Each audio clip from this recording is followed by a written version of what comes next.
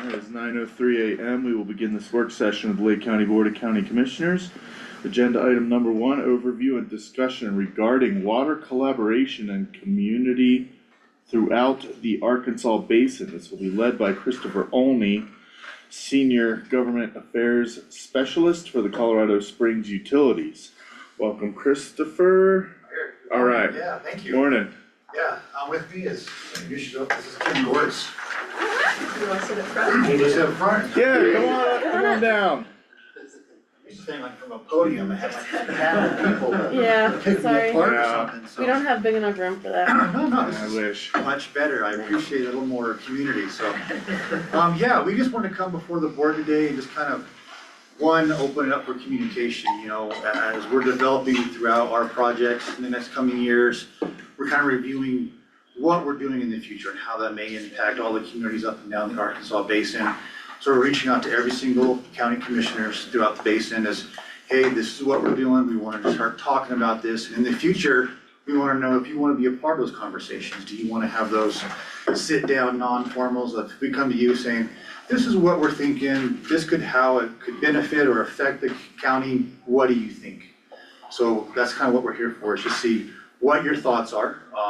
Maybe answer any concerns, and ask you rumors you may have heard about us. Some are probably true, most of them are not. This is what this is for, just to kind of start that communication long-term, to how we can all work together, not as individuals, but as a basin community altogether, so. I'll just introduce myself. Kim Gortz, I'm the manager of our water resources. So we do the long-range planning, short-term planning, year-to-year operations of the water rights. We have field offices, one in the Arkansas Basin, one in the Colorado River Basin, and work on, projects as well as partnerships and things like that. We also have our conservation team, so all the conservation programming, water efficiency planning, all those things kind of come out of that group. So really, if there are questions about like what do we do, how are we planning, what's in our plan today, I can answer those types of questions. And really, the long-range planning that we're doing is hinged on a lot of success or implementation of our current plan. And so then we have to go, well, what would be next? And so the what would be next is why we are trying to build this relationship and foundation and conversation at this point is, we don't know who's interested in knowing what we are doing next, or if they even care what we're doing next. And so we're just trying to make that bridge now, because we'll be doing it we always plan, but it's gonna be a 3-year process probably for us to do a lot of that updating and things like that. So it's a long process. So I think that's just generally why we're here today, so. Well, I appreciate you all coming up, and I know you've been here before, Yes. but that was a while ago. Do you mind just giving us a little overview about like what Lake County has to do within the broader portfolio of what you all manage and what your plans specifically are for the water rights up here? Sure, do you want to talk Or about conservation our up here? storage up here? Yeah, so I mean, if you know kind of the systems that are out there now, I mean, we have an account in the Twin Lakes through the Bureau. We do have the Homestake system that sits on the other side of the divide. So that goes through Twin Lakes and then down to Turquoise and then down to Twin. And so, I mean, we don't really have, I guess, goals or anything outlined for projects in Lake County other than what might be going on with the Bureau for Twin Lakes, Homestake, auto renewal replacement at this point for Homestake, keeping that system running. But for new stuff, we haven't, really brought anything onto the table. Of course, we get calls all the time, but we tend generally pass those up because we are actively pursuing other projects at this time. And we don't really have bandwidth or interest when we're trying to do other projects, so.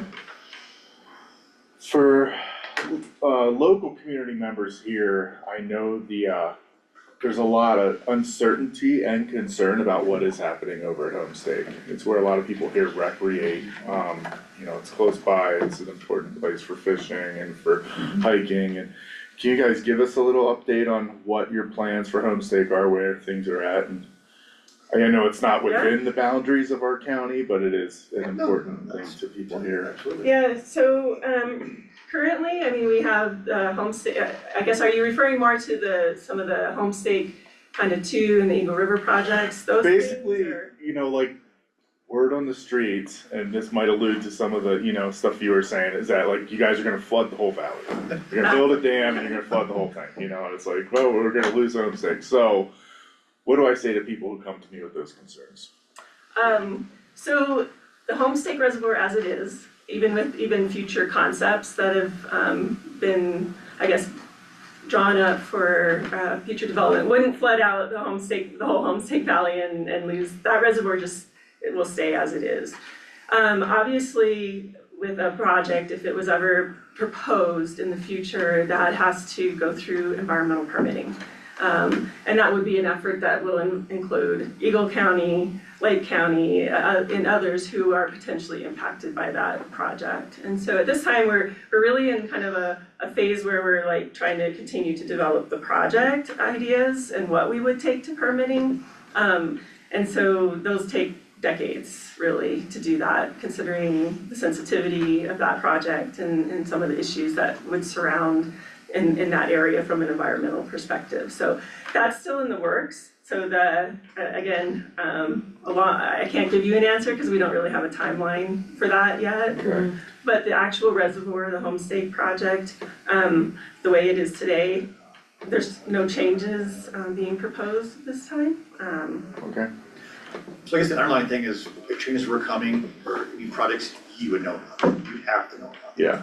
It wouldn't go unnoticed, or you wouldn't have any kind of notification, so. Okay, I don't know, and that's why I was asking. Yeah, I have sure. noticed that there's like whole groups built up of like Save Homestake Valley and, the things of that nature, so I just wanted to ask. Yeah. Thanks. I think what, I guess, raised awareness and interest, we did do some drilling in the valley to understand if some of the concepts would even work from an engineering perspective. And so, again, just trying to what would we even bring to the table for permitting is still being developed, so. Okay. Thank you. Do you guys have anything to do with cloud seeding, like?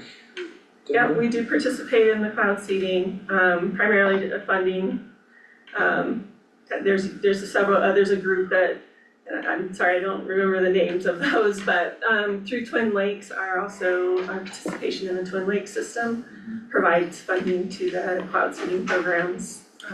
Are you aware of how many cloud seeding stations there are in this county? Or I how am many you not. participate in? I'm not, but I can find out. We have a report on the cloud seeding and some of the, events that they did the cloud seeding and generally what they're thinking are as far as the benefits of the cloud seeding. But there's one in Twin Lakes that you fund. There's not a cloud seeding Oh. station, we just kind of contribute to the program as a whole. Okay. Can you get more powder snow out of Ski Cooper for us? It was looking a little brown as we came up. It's a rough start to the season. Are you guys interested in participation in the cloud seeding program No, or? I'm just really curious. Okay, Yeah, I think it should be part of when we talk about the environment, we should talk about what that does to local snowpack. Chemicals that are used in the stations, as I understand it, it's silver iodine or silver iodide. I don't know, it seems overlooked when we talk about this kind of stuff, so maybe it's a way that I can participate in the conversation. Yeah.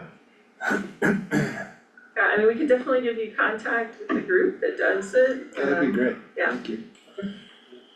I know when I see real estate listings go up for sale around here, I'm always looking for the words water rights in those listings. Is there anything that you guys are seeing right now that you want to acquire in Lake County? Is there anything, that is on your radar, like? Not right now, no. No, it's just, we feel we're kind of tied to the community based on our storage up here. It's just, we're all, throughout the entire Arkansas, we're all part of it. It's just each little part impacts the next all the way down the state line, so. Yeah.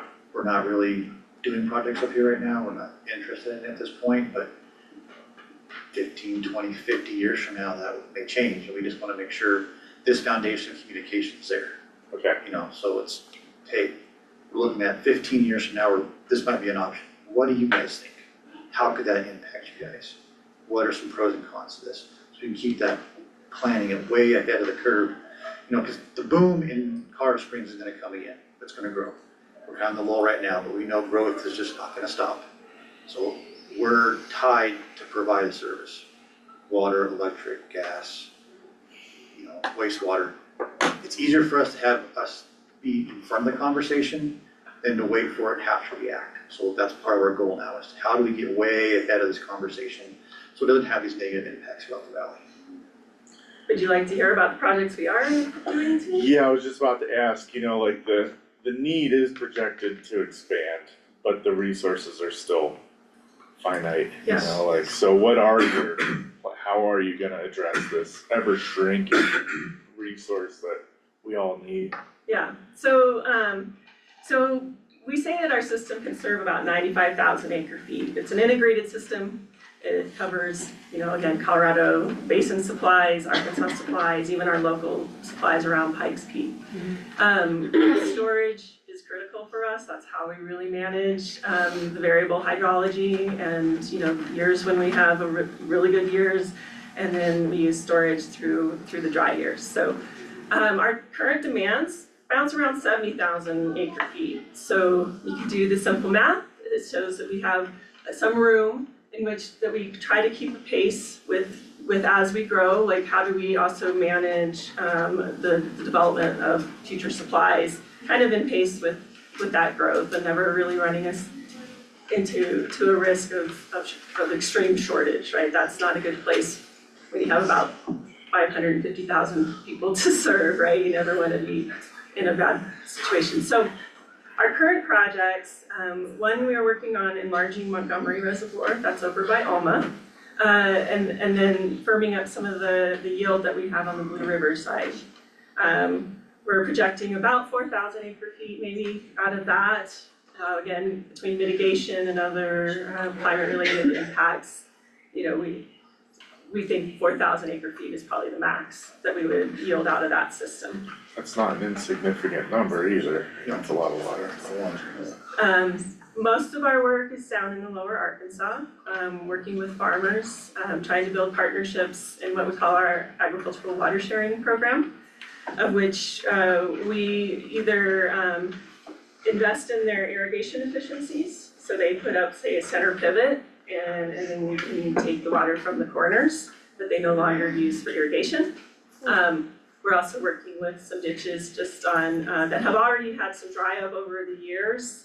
And, you know, we would claim the water from that dry up, and then the rest stays within agriculture in perpetuity. So with all those lower arc supplies, we think we're gonna get about 7,000 acre feet into our system. Yeah. So, you know, the next decade, 15 years, we're thinking we're gonna have close to 10,000 acre feet that we will be able to add to our system.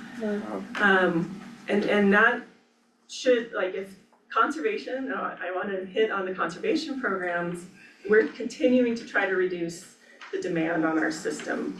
So we have an 8,000 acre foot reduction in demand that we are also trying to target. Nice. So we think between that, we start to really balance, and it's a fairly slow pace in which we continue to have to develop into some new supplies, and we can still meet the economic growth needs of the city. So it's kind of a balance, we call it the balanced portfolio approach. Yeah, And then on top of that, we have storage goals, right? Again, we're always gonna try to work with storage, so we're working with Pueblo Water on potentially enlarging Clear Creek Reservoir at some point. And so again, with that starts to build our resiliency as well, and it starts to kind of, again, balance out, so the rate in which we have to go out for new supply isn't what you see in the newspaper, that we're out for these big water grabs and we have, you know, 34,000 acre feet to get. That's a 50, 70-year goal, right? Mm-hmm. And there's a lot to do and a lot that changes between that time, you know, so. But we're pretty confident in the 10,000 acre feet that we're trying to acquire, and that takes time. Water things take decades, so Interesting. You mentioned Clear Creek Reservoir, again, another one that's not within our borders, but a important recreational area for people in the community. Do you have any ideas on, an expansion of that would change the whole dynamic of that reservoir? You know, like everything would have to move, boat ramps and, you know, all the fishing spots and people's favorite little stashy beaches down there. What does that look like, or what does that, you know, could you elaborate on that a little bit? Yeah, again, we're trying to create, build that concept and what that would look like. Pueblo's really leading it, we're kind of a partner, in that. And, right now they have to do a rehab on the dam. And so that's going to, I guess, delay the time in which we would actually go for permitting the enlargement of the reservoir. But yeah, the recreational impacts, any of the environmental impacts, basically we will be starting and conducting the studies on, you know, what is that, what would we have to roll into the environmental permitting. And then of course it would be including Chaffey County primarily as, you know, the 1041 permitting for that, and then others, because I think some of the mitigation might occur in Lake County actually, so.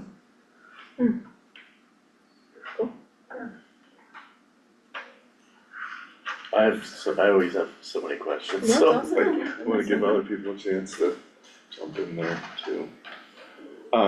Could you also elaborate a little bit, when you said conservation efforts, what do those look like for you guys? Because I think we kinda get in this sense up here where we're like sort of at the top and we're always like, oh, you know, we've got all the water, and it's not really a pain point for us in our everyday lives like it is for people on the Front Range, but maybe, you know, that's on the horizon, or maybe, you know, it's every drop of water we save up here ends up, you know, maybe benefiting downstream. So what do the biggest, lowest hanging fruit conservation efforts look like for you guys as far as reducing water usage?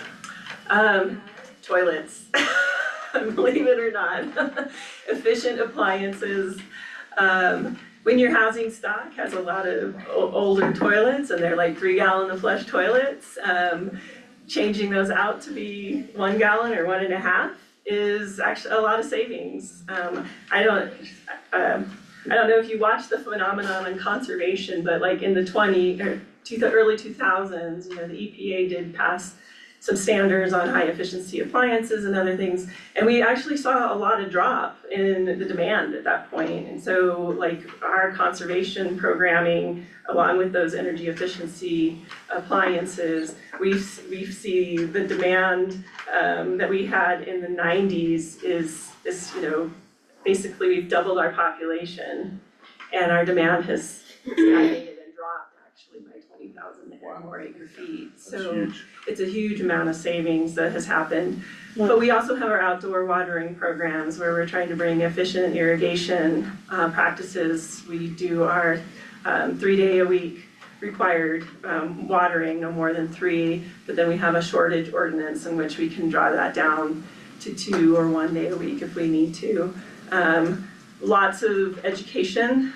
We do a lot with water-wise landscaping. So not only do we say, hey, you can only water 3 days a week, but you can actually water 1 day a week if you had a water-wise landscape, right? And we provide some rebates and other things for not only the irrigation, but how they do those conversions to water-wise landscaping. So we have a very educated customer base at this time, who are very much about wanting to learn how to convert their turf now to native grasses. And so we have a whole program where we're educating that, not only our customers, but the businesses that do that.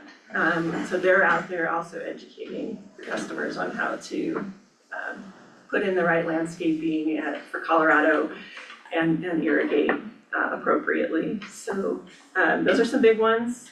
We also are working on what we're calling water budget rates, which is kind of a rate change, the structure of our rates, because we all know that pricing signals certain behaviors, and that we want to try to make sure that we're signaling the right behaviors for overuse, what we consider water waste, right? I mean, if you're watering more than 12 inches a year, you're probably, you know, wasting water.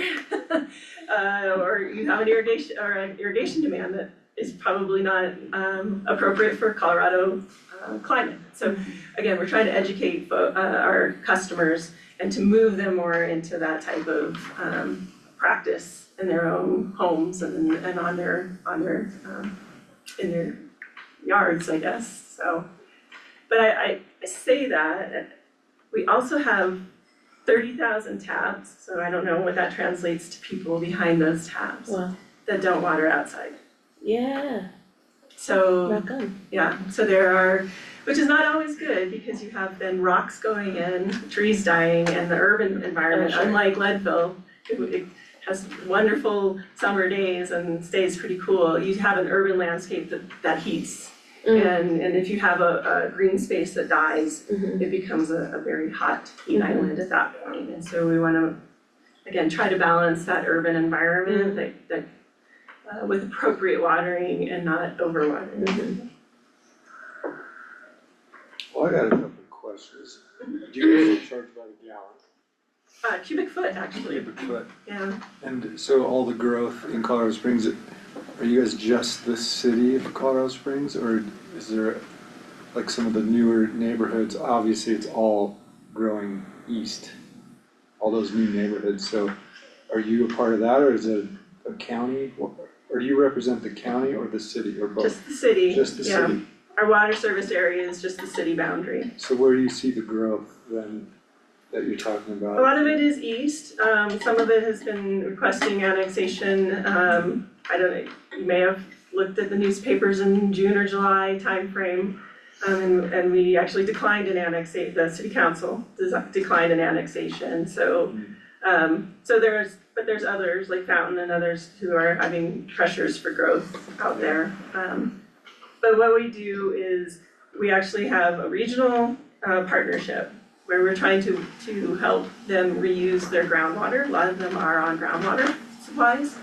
And so we're looking at an indirect potable reuse project, which, IPR,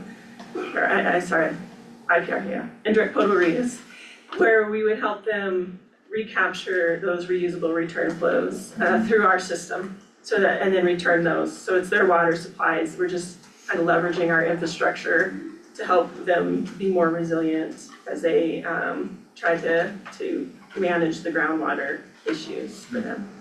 So that's generally how the regional stuff is working. Cool. Well, one interesting note, my great grandfather had a chicken farm where the Air Force Base is. Oh. They used eminent domain to get rid of them. So, I'm very familiar with Colorado Springs. Grandparents lived and died down there. Wow.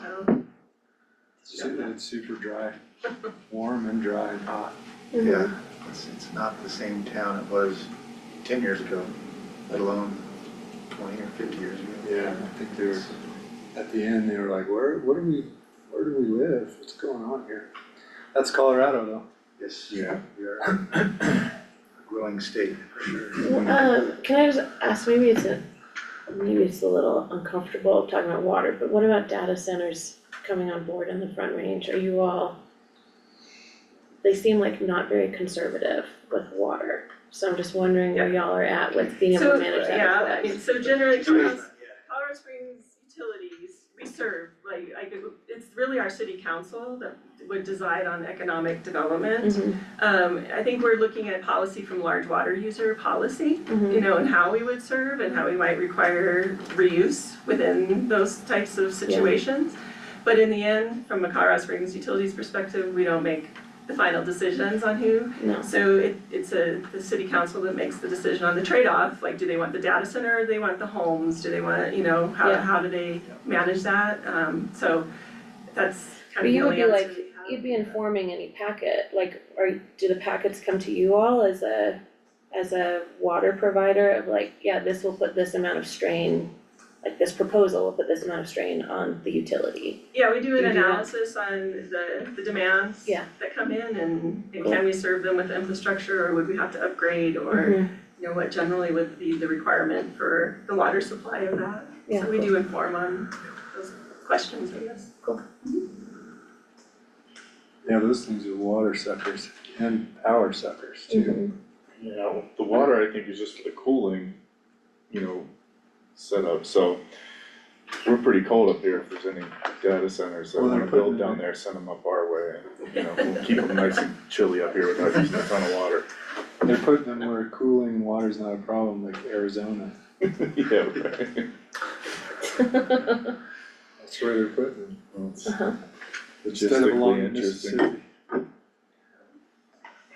That's a whole Anyway, other we digress. political, Yeah. Yep, yeah. yeah. It's okay, we're political, we can talk Yeah, about it. there's no safe subjects, yes, Yeah. I do have a quick question, if that's okay. Fire mitigation in the waterways in Lake County, have you guys done anything to help the county with that, or Hardwick, or the collaborative, Arkansas River Collaborative? Yeah, actually, some of our team was instrumental in helping set up Ardwick and getting that work done, but we do have a large forest management program. We have cooperative agreements with the US Forest Service, so all the work going on around the turquoise, we were a funding partner with that work. And so we continue to try to fund and prioritize those critical watersheds for us. So Twin Lakes, when the fire happened around Twin Lakes, we had a wildland fire team that, also comes and helps with some of those operations in order to help protect our infrastructure as well as post-fire work. If there is a fire, we have some subject matter experts that would come up and help with assessments and try to bring in funding if we needed to do post-fire restoration work, so. I just didn't know if the commissioners knew all that. Yeah, thank you. Thanks, Michael. Good job. Good Part of question. that community impact. Bryce, you wanna ask a question for us? I just have one idea that I wanna present that's Yeah, maybe a good segue to what Colorado Springs has going on in the county. Because your Trans Mountain water comes through Turquoise Lake, and there was recently the Lake Fork Ranch property that sold with those water rights, and the Lake Fork Creek goes through that property. And so there's some interest kind of being head up by the Conservation District right now, but about ensuring some minimum flows in the Lake Fork Creek for environmental benefit and also recreational benefit, because that might open up for fishing or something like that. And then there's some other considerations for other ditch right holders on that. But we were thinking, and it's just really preliminary, and we'd like to keep talking to you guys maybe about this, but kind of playing on the success that the voluntary flow management program has had with coordinating flows amongst a bunch of other water rights holders for the benefit of the Arkansas River. Could we do something on a smaller scale with Turquoise Lake holders to kind of coordinate flows for the benefit of Lake Fork Creek? Yeah, I'm assuming you talked to Southeast District as well about these? Yes, I mean, it's Southeast, it's Aurora, it's anyone, but you would be a vital partner in that too, if we were to kind of get the ducks in a row and figure out how it could work. Just putting it out there for the commissioners too, I know Yeah. Harmony will bring that up to you as well, cause she's been leading it, great. that project, but since you already have the water coming through Lake County, I think if there's just if we could coordinate on how to deliver it better, it might be just beneficial for both parties. I would say yes, want to engage, for sure. Yeah. Absolutely. Yeah, and like I said, this is just kind of throwing out the idea. Preliminary. The ranch was just purchased by state land board, so we're just kind of figuring that out. But Absolutely. we'll start those conversations, I don't know, the next 6 months or so. That'd be great. Cool. Yeah, and just so you're aware, I guess the state land board did call us and wanted to talk about a bunch of things, and they did throw that project and that Great. property in the mix of the conversation. Yeah, for sure, I think they're talking to everyone right now. Yeah. And I just feel like there's a lot of opportunity there to make a lot of parties happy too. Right? Yes. There's the in-stream flow rights, there's some conservation ideas, some wetland banking potential, so Absolutely. we could all collaborate on that, we're all the ones that get the water to go through it, so. Awesome. Thank you. Yeah. Thanks, Bryce, for bringing that up. I know we're a little over, and the last time I was here, you had one topic brought up that was sentinel landscape. Do you guys have any more questions on that? You gotten any answers? I mean, I went to a Lacosi meeting where they talked about the Sentinel landscape and the proposal, and we don't really have anything to do with it until they've actually completed the proposal, So, so, yeah, is it done? You can update, proposal went to the state Great. state rejected their first proposal. The okay, area has been shrunk, it only includes El Paso, Teller, and part of Pueblo. Lake County is no longer a part of it, and it's gonna have to go up for another round of review. I didn't realize it was the state that determined sentinel landscape, I thought it was a federal, The state Decision. applies, the federal approves. got it? So the state has to agree first. Yeah, so local jurisdictions put Yeah. into the state has their review. It's gone back forth a couple times, and then goes to federal. Federal Got it. said no, it's bounced back to the state, now it's back. Got it, It's that process. so we're not part of it. Shucks. Thank you for that, Dave. How you doing? That's another thing too, if you guys have ever any questions or you're hearing something and you want some answers, please reach out. We'll give what you can. I'll do what I can to get every answer for you guys. Thank you, Sorry. appreciate that. Thank you all for coming up. Yeah, We absolutely. really appreciate you guys coming on in. Yeah, absolutely, and hope there's more conversations to be had. So, Absolutely, okay. yeah, thank you. Thank you. Thanks. Okay, up next on the agenda. Thanks, Bryce, see ya. Overview and discussion regarding a road maintenance agreement with CJK Milling for plowing operations led by Michael Irwin, Public Works Director. I read into a little bit of what we got at the last minute this morning, and that was just a history. We've got other stuff in our packet about this too, so. Yeah, so basically, you got a letter from GJK asking for us to plow the road this winter. In the past, the commissioners have decided it's an over the snow road, like Turquoise Lake. Yeah, And we have tried different things like plowing for them to get to the line and using the other lane for, snowmobiles or grooming. It was either problems with the snowmobile or people getting stuck up there that really didn't work. Yeah. I mean, it caused a lot of extra work for the county. And it's really not the safest road to plow in the wintertime. No, I mean, there's a sharp drop off on all the And north or south side of a lot of that. I'm sure that CJK will tell you that was in the past, because they told us that again. But what was the county loader that went off of there one time plowing that road? Luckily, nothing happened to the guy driving the loader, but it did slide off that hillside. Which, yeah, so like, as soon as you get past the Adelaide, it's like a drop off on the right, and Yeah, then so you when go get further up, up, and it's it's, a drop off of the left side. serious right, drop off on really the down left. down in the valley. yeah, That's where it went off. somewhere oh along my there. gosh. That's sketchy. Can you just familiarize me with, where we're talking about? So County Road 1 Oh, Fifth Street, Yeah, is Fifth Street. okay, so you know, So- like, sorry, All the way to the top, Hopemore is off to the right, the Hopemore mine is off to the right, and Goes like up. County Road 38 goes down into Stumptown, okay. and then up to Ibex. When Ibex was open 24 hours a day, the county plowed the road to the Ibex. Or the Irene, I'm not sure, but I know it as the Ibex. But since Resurrection, Newmont, Osarco, they're not mining up there anymore, there's no reason to keep the road open to, vehicular traffic. CJK would like to have it so they could access their mine. When the waters are low in the wintertime, I understand that, but there's other ways to get up there over the snow too. And that has been brought up to them, even as far back as Tim Bergman when he was county manager. Saw that. yeah.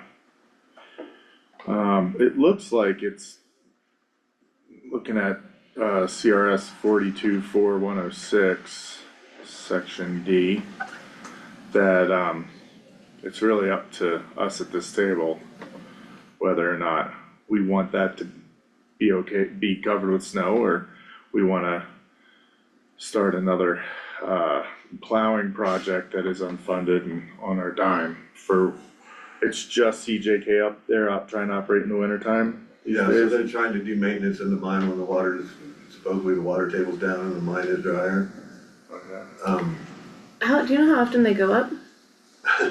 No, we've How gone often up to would they check go? to see, as from like September till now, Yeah, to see if they've even gone up there. Yeah. And we have no proof that they've even been up there. I guess that's where my curiosity is like if they need to go up there once a month for maintenance, that seems like you get a snowmobile and you go do that, not like we're gonna plow up to your driveway all winter situation. And so I just feel like we don't have enough information to even consider justifying Yeah, I plowing don't that know road. if they would work up there every day if they had access, but they've had access to no snow this winter so far. Right, And we've checked several times to see if they've been around on the site. We do have, CPD's been in contact with Nick Michael, and several times, about this, you know, and one of the reasons that they had asked for the access is for mine rescue ability. If they've got workers down there to be able to have emergency, vehicles be able to get to them, during this time that, like Michael said, you know, it's kind of a water issue of times that they can't get into the mine and do the repairs that need to be done. So as a compromise, we have asked them, and they said they were gonna work on it. I wish, Nick was here to give us an update, but, I said, you know, hey, we've got this window right now, where, you know, we're not getting adequate snowfall in order for the guiding operations to, be up and running yet. So could you possibly get there and do as much work as possible? So the Colorado School of Mines have been up there doing, some cooperative educational opportunities. And so as far as I know, they have been on site, and what his goal is to do as much work as possible before the outfitting and guiding operations would get started. But one of the reasons is the water issue. When those colder temperatures happen, they can actually get into the mine and do the maintenance operations that they need, and the access was to make sure that if they've got people in the mine that, and there was an incident, there would be an opportunity for mine safety. I know a couple of years ago, it was determined that our search and rescue isn't equipped enough to do those mine rescues if they happened, and it would have to come all the way from Hendersonville. They were encouraged at that time for CJK to come up with a plan in order to be able to have a mine safety plan in place, because there are limited resources to help them. So again, I wish Nick was here, but one of the things that CBD was trying to do was encourage a compromise where they could get in during this time that we have right now to get as much maintenance done as possible. We did talk to them, we met as a group and talked to them about having some type of equipment over the snow equipment that they could get in, and to keep all their materials stockpiled up there, so that they already have materials, they're not trying to transport people and materials in. And then, you know, hoping that they would come up with some kind of mine safety plan, in case they did have an incident, because we would be, ill-equipped to be able to serve their needs if something were to happen. So, yeah, I was anticipating Nick here today to just kind of give us an update of what progress they've been able to make too, because it is very hard, as Michael was saying, to accommodate both. And so we're hoping that they could get in and get a significant amount of work done, before the guiding and the grooming was happening. So, you know, we could follow up and see and let you know too, how much work they've been able to get done. That was we were hoping for a compromise. I mean, it sounds like this is a distinct project that we just need to coordinate with them on for them to accomplish. So I would rather hear about the project and hear about how that's landing with staff and the timeline and the frequency that's actually being requested, and as opposed to just a blanket, will you do this? That doesn't feel as nuanced as this actually needs to be to balance all of the needs. So yeah, I wish Nick were here to talk about that. Or somebody from CJK. Yeah. I think Bob Calder might be able to make it, but it's not either, you know, so we've been trying to work, and like I said, one person's been trying to work with them for several years to come up with a more coordinated plan. Yeah, Recognizing certainly that mine safety is of the utmost importance, but how do we coordinate it so that this is more successful and not waiting until we're actually grooming. yeah, show us the project. And then let's make distinct exceptions to help them accomplish their project, is how I would prefer We this also talked to conversation go. them about another trail that we could croon Mm. before the snowmobile and stuff, that wasn't the road, that might go over across their property, and they basically said, no way.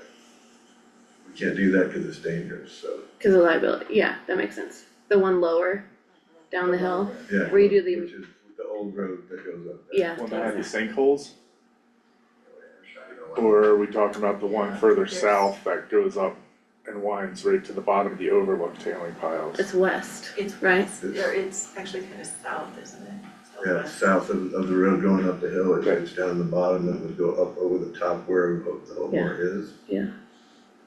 And be able to connect back with everything up there, except for not on the road, they could have the road, we could plow the road Yeah. as much as we could. I did figure out it's about $600 every time we go up there to plow that road.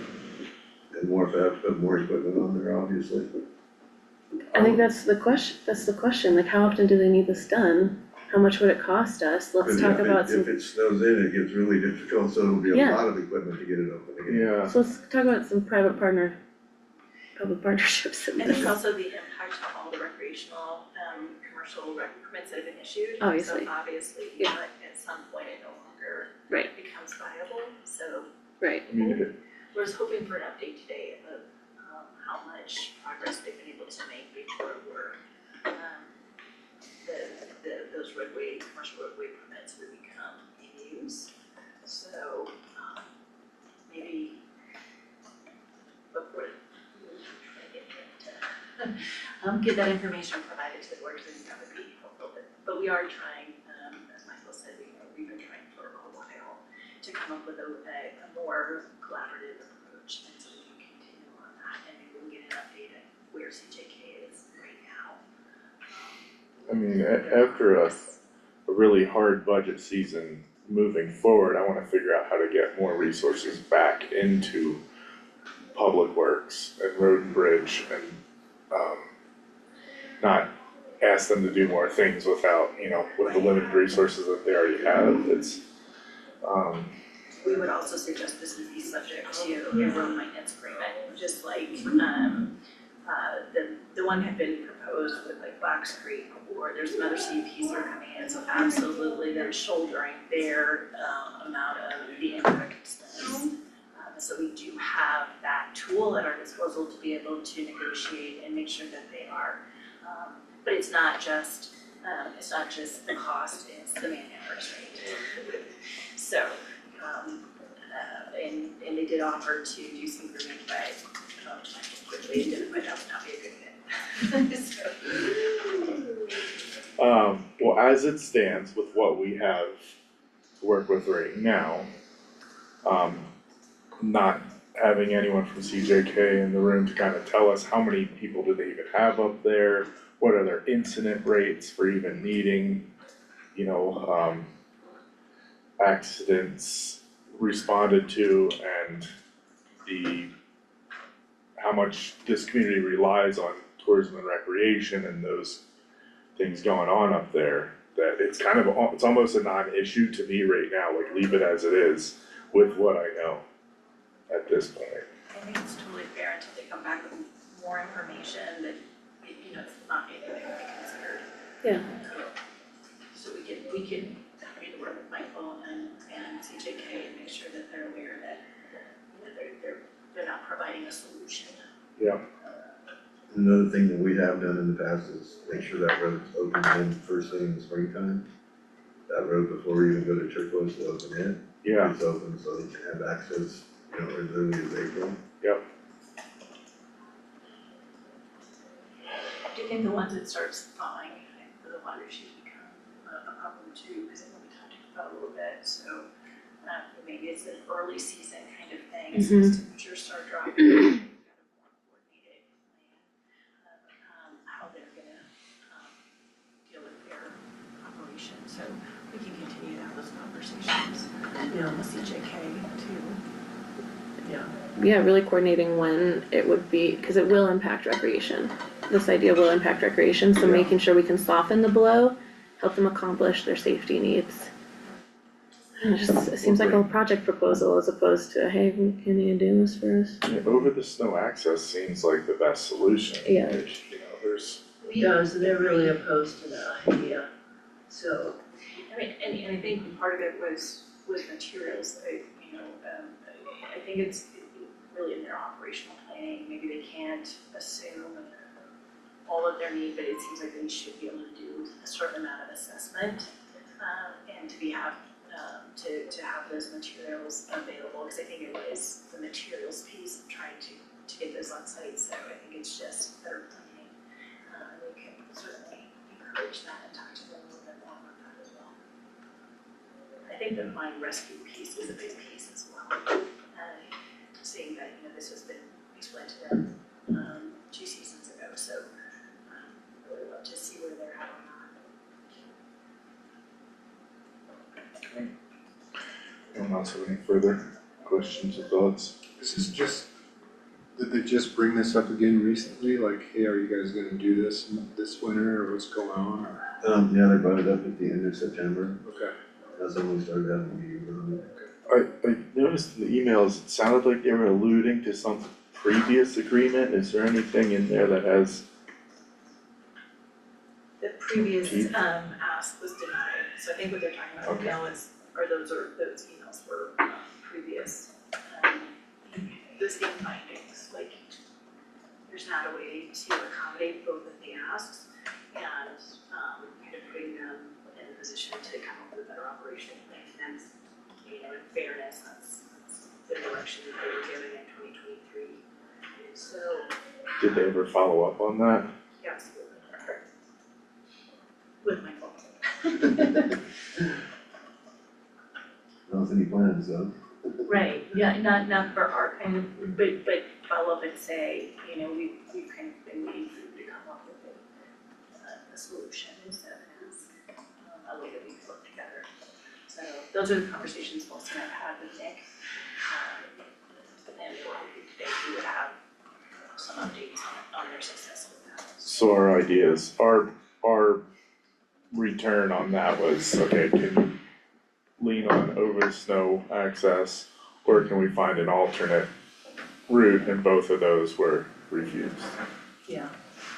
They haven't, I don't think they necessarily have been refused, I think that over the snow, they have strong objections to.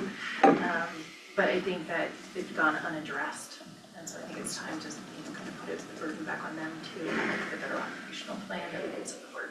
Yeah. Okay. I got nothing else on this. Neither do I. No, I don't either. Thank you so much, y'all, Thank you guys. for working with them.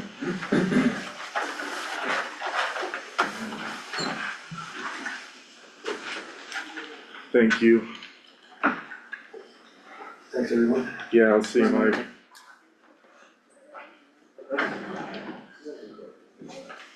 Alright, we got a few minutes before the legislative updates.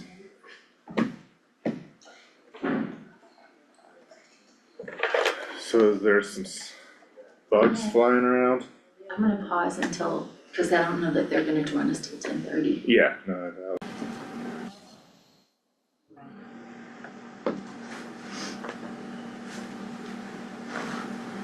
Okay, it's 10:29, we'll resume this work session.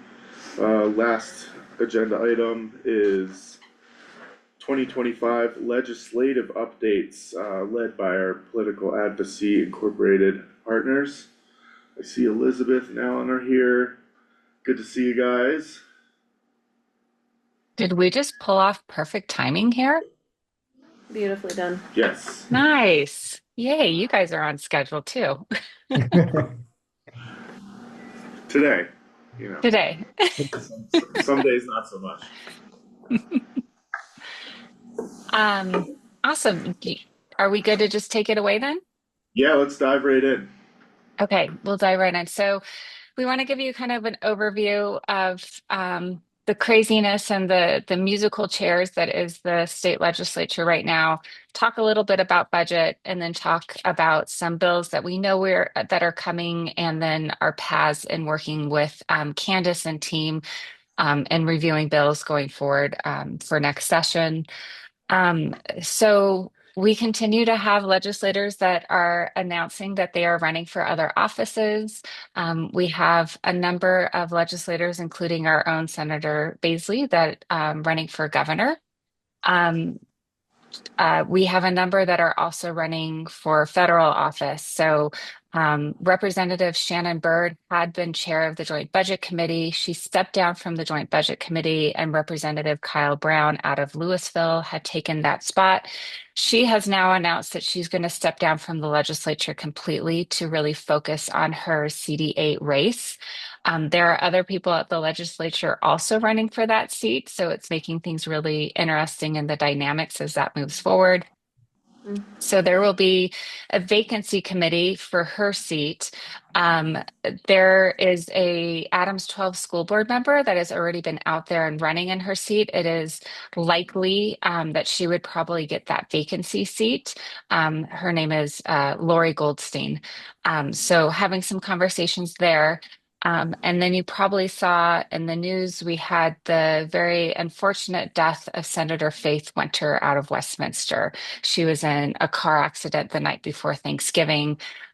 So there is, her seat is probably going to become fairly contentious. The Democrats in Westminster had rallied around Representative Linstead to not have a primary and be the main candidate for her seat when it was up for re-election in November of 2026. Now that we're in a vacancy situation, people seem to be revisiting their interests in that seat. And we are hearing that Representative Jenny Wilford, who is also in Westminster, also former city council member, would want to go for that seat in a vacancy. So it sounds like that vacancy seat is going to potentially get a little interesting as it moves forward, which could or could not make us have new people over in the house again, depending on how all those chairs move around. So we keep on seeing new committee assignments coming out. There's been some changes both in the Senate and in the House committee assignments because of these movements.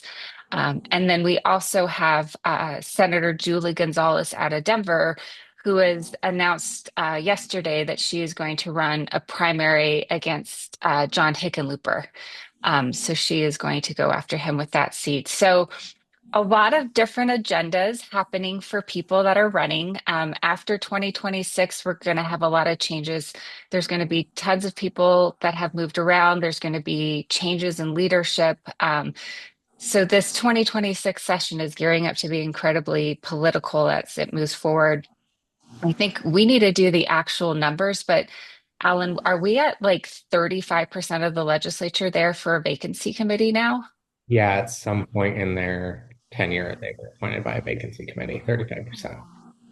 Wow, that's huge. Yeah. And if you think about it, on the Republican side, over the summer, over the interim, we lost both leaders, the leader of the House and the leader of the Senate stepped down. So uh, lots of moving parts and changing dynamics, which also ends up hurting some of the institutional knowledge of what's going on at the Capitol a little bit. And so that's always a dynamic to take a look at. Alan, anything I missed on kind of that overall, where's Waldo? The legislators are moving around everywhere. No, but yeah, 2027 is going to look very different after the election too. Obviously, we've been paying attention very closely to the budget. We have been sending out to the team, and hopefully that gets over to you, different briefings that come out of the Joint Budget Committee when it comes to both healthcare policy and finance, human resources.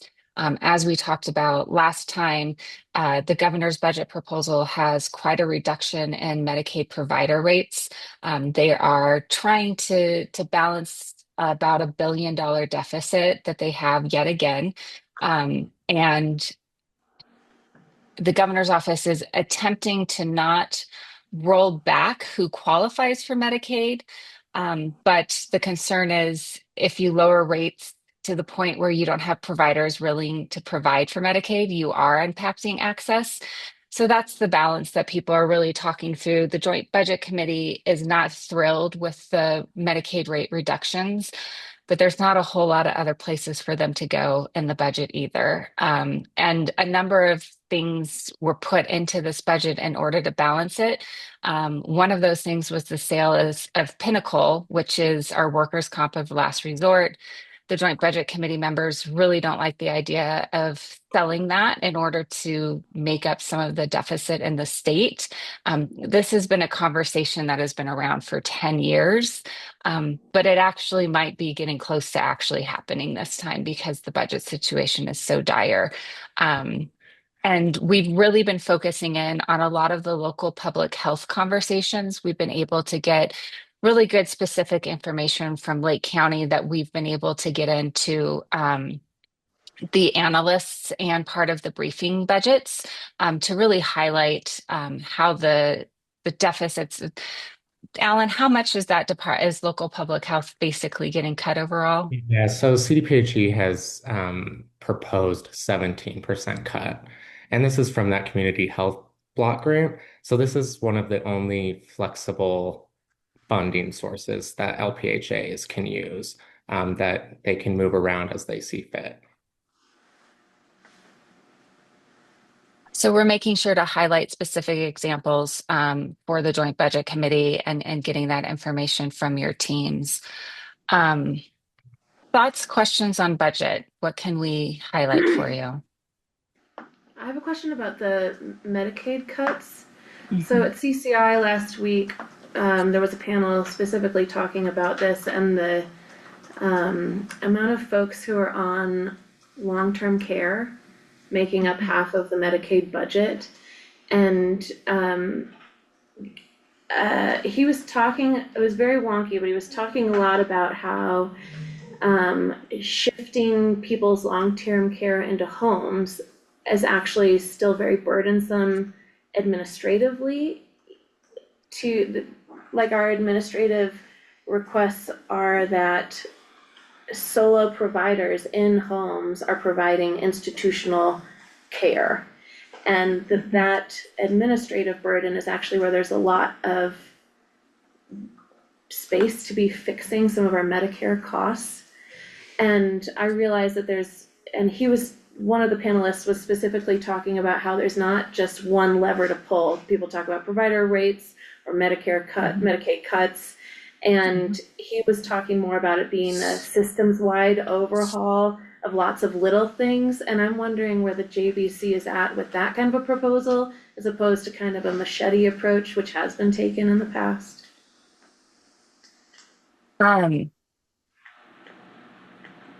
My flippant answer is going to be it's really hard for them with how little staff they have to really, unless someone else is bringing proposals for them, it's hard for them to have the time to really dig into those themselves. But that's exactly right. That one of the largest increases has been in long-term home health. Couple reasons for that. One of the reasons for that is passing the Homestead Act a number of years ago, which limits the amount, which limits institutionalizing people, which is a good thing, but then it means that you're relying on home care more. Another dynamic, and one of the things we actually have a meeting with HICPUF next week, because one of the questions we had is, local communities are able to change their local minimum wage, which is great. We want local control. But when a local community changes their local minimum wage, often in home care and long-term settings, you also have to increase the rates the state is paying to cover that local minimum wage increase. And so we think that there is a significant amount of money that the state is having to spend to backfill case demand when it comes to local minimum wage increases. So we're trying to figure out what that dollar amount is because it's just something that should be part of the conversation. One of the things that they are also doing in this space is limiting the hours of reimbursement that any individual could care for someone in their home. You could do more than one person, but I think they're limiting it, Alan, to 16 hours a day. Yeah, and so this is okay for some people, but especially for family caregivers. So when it's a family member taking care of that person, they're usually around the clock, so that their reimbursement will be going down. And you've probably seen that in the news, as the family caregivers are really upset about this. Mhm. But we'll have some more information on this. HICPUF has their briefing next week, and we'll see kind of more where the JBC members land on all of this. I mean, my impression is that, home health care workers are paid some of the least amount in our entire country. It's not just a Colorado issue. Mhm. So to be overly burdened where money is going towards administrative costs as opposed to actually getting it into the homes, it seems like an admirable desire. So, but I hear you, Elizabeth, about not having the capacity to actually dig into the subtleties as a JBC and propose a different structure. Are there certain entities that we could be working with or advocating with to build capacity? I'm asking as commissioners, not as staff. But who are Mhm. some of the entities who could be supporting the JBC and some of a more subtle approach? I mean, I think this is one of the ways that we can bring in CCI and some of the other partners that can really have policy analysts. I was before this meeting, I kind of was revisiting CCI's legislative priorities for this upcoming session, and they're pretty light, Yeah. which is not uncommon going into this year with how bad the budget is, with how crazy, everyone moving around. What we're seeing is a lot of groups are kind of just playing defense and wanting to hold steady. But it's something, I mean, this is going to be a long-term problem for a while. So it's something that, we could really start advocating within our partner organizations, for some of their policy analysts to start digging in deeper, at a request of one of the members. Okay, great. I Yeah, it think. seems like everybody is trying to hold a little back with their priorities to make space for the scene that is going to be coming our way. Yeah. Okay, okay. Any other thoughts on budget? Not for me, thanks. Well, Okay, I have another question. of course. And tell me if we're gonna talk about this at a different time, but the proposed districts for Medicaid and SNAP from the Department of Human Services and the governor's office, like I know there's not a set idea yet that we could actually talk about, but that is gonna significantly impact our budgets.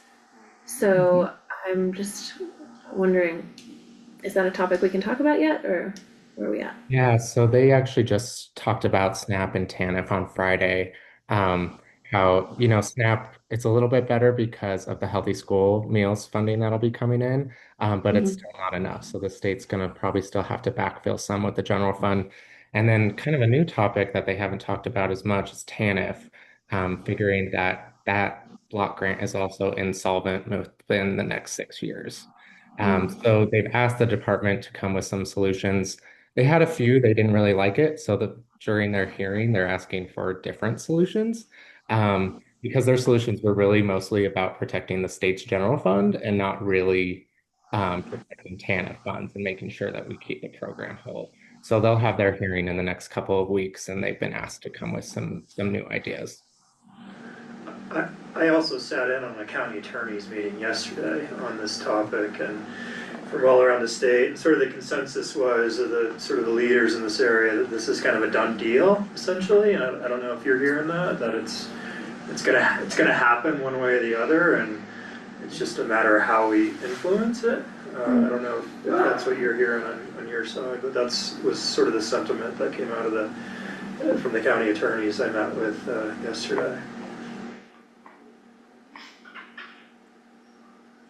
I think Polis is forgetting he's in his last year, and um, and you have a lot of executive directors who are not going to be around again. And so I think that there is hesitation to make big sweeping changes when there's a new administration coming in next year. But I don't think that means that it's done. I think that there's a lot of room for conversations there. Alan, you agree? Yeah, and at the JBC, I think they would agree with that. I think the department kind of had these proposals come in and they were like, okay, well, and they asked for a bill to start being drafted and they were like, well, no, let's get the conversation started, but you guys need to come with your hearing and explain to us a little bit more and also some new ideas because these ones aren't great. Okay, great. So as we see those options, we'll get them in front of you all so you guys can let us know what ones you think are best. And so we can make sure to advocate for that with our legislators, but then also with the Joint Budget Committee. Okay. Great. Bill drafts are slow coming right now. We're starting the legislature a week later than we normally do in January. So that's impacting the special session, and the amount that the drafters were working is also impacting.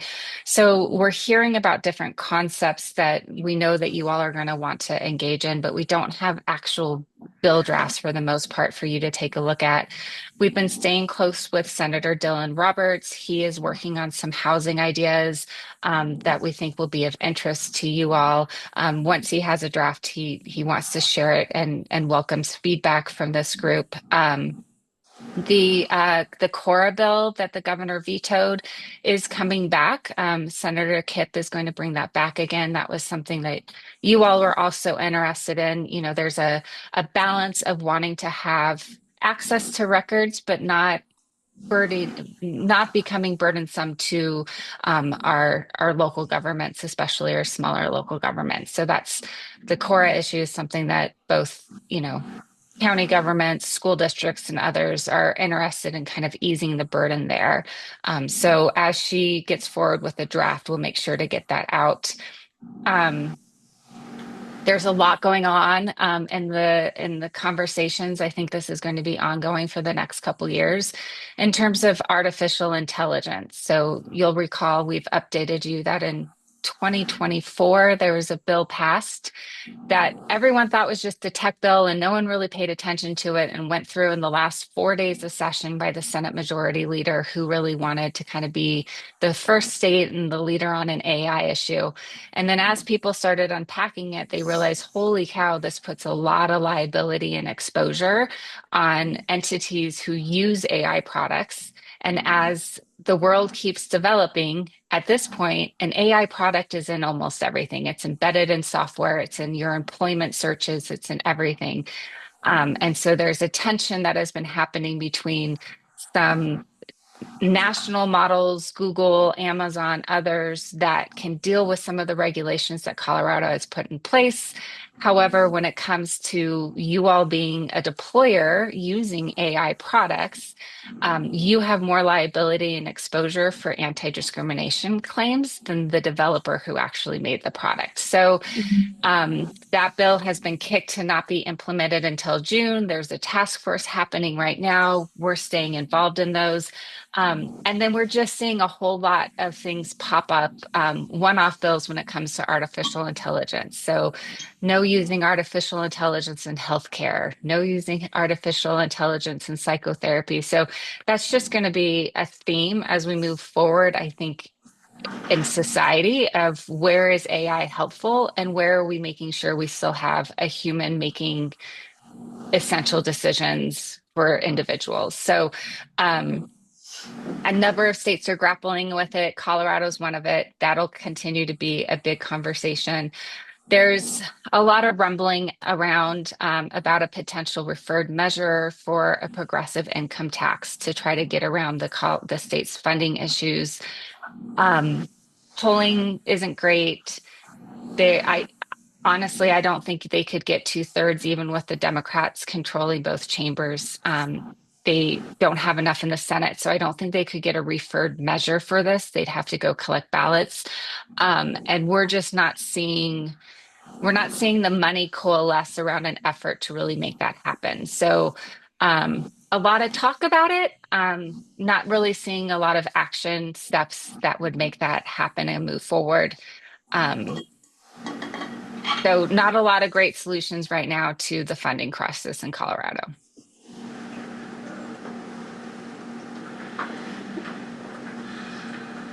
Yay, thank you. I'm sorry, I know, like, what do you do with that? So we've put together a template that Candace and team has, and as bills get introduced, we will upload them into our Fast Democracy software. You will have links and access, they'll get updated, and then we'll be able to kind of sort things in terms of priorities and where they land for the county. Obviously, focusing in on key areas. If you wanted to get completely overwhelmed, you could have a ton of bills on your list, but I imagine there's going to be a handful of things that are going to be important for you all specifically to weigh in on. So we're working through how we have that process to make sure that you guys are informed and able to make these decisions moving forward once we start having bills introduced here in January. That's awesome, thank you. Yeah. That'll help. And we've got you guys way ahead of schedule now. Sorry, we're kind of in that weird no man's land. We have the budget forecast coming out on December 19th. We'll get a report out on that, and we'll know a lot more about where things are at with the budget after that forecast comes out. Elizabeth, I have a question for you. That progressive income tax, I just read this morning that it would take 125,000 signatures. And there was a preliminary process that got rejected by something. Could you just tell me quickly how that works? So I can be aware. Yes. Yeah. So in Colorado, there is a ballot title commission that reviews ballot issues that are submitted. And so when you have an idea, your first process is submitting your question to the ballot board for them to take a review. We have a single subject law here in Colorado. And so technically, it's not supposed to cover more than one topic. It was ruled the way that this progressive income tax question was written that it would violate that. But we anticipate Bell Policy Center to rewrite the question and resubmit it. I will say, just at the threat and the conversation of there potentially being a progressive income tax, we are seeing the other side of the coin already filing reductions in income tax ballot questions, which becomes a concern as well because they're better funded to get those on the ballot. And then we keep going backwards when it comes to the state's budget. So the backlash to even the potential of this is harmful to the budget. Interesting. And so they're doing that as a threat, like if this continues, we'll push this other, that's politics, huh? Yeah, and it's a tactic we've seen the last couple years in a different way than we saw 10 or 15 years ago. You'll recall some of the property tax conversations and different things that came up. The legislature did special sessions or did legislation based on negotiations for what might happen at the ballot box, right? And so it especially with property tax, there definitely was 3 or 4 years in a row where it felt like the legislature was held hostage to the threat of just going to the ballot. And that is something that that's a trend that has continued to happen because if you have some money, it's not really hard to run a ballot question that says, do you want to lower your income tax or do you want to lower your property tax? Mm-hmm. Okay. Who makes up the ballot board? Is that elected officials or is that a? It's legislative council and different people. We have a list of the ballot titles that have been submitted and then how that works. So we can get that all over to you so you can take a look. Yeah. But what's the makeup? And then the blue book, I don't have it off the top of my head, so I don't want to give inaccurate information. Alan, do you know right off the top of your head? It's like a No, variety of different I think it's the entities. appointed board. Yeah, we'll have to get that to you. Yeah. Just curious if they're elected Yeah. officials or if they're appointed and if there's, what the bias is. Mm-hmm. Yeah, we can follow up with that information. Thank you. Thank you, guys. Yep. Thank you. Thanks. And have a great holiday, and we will see you all in January. Awesome. Thank you all so much All for your right. work. Thank you, appreciate you Thank guys. you. Bye. Yeah. Candace, thanks for working with them to figure out that template. That's awesome. Just in time for the next session.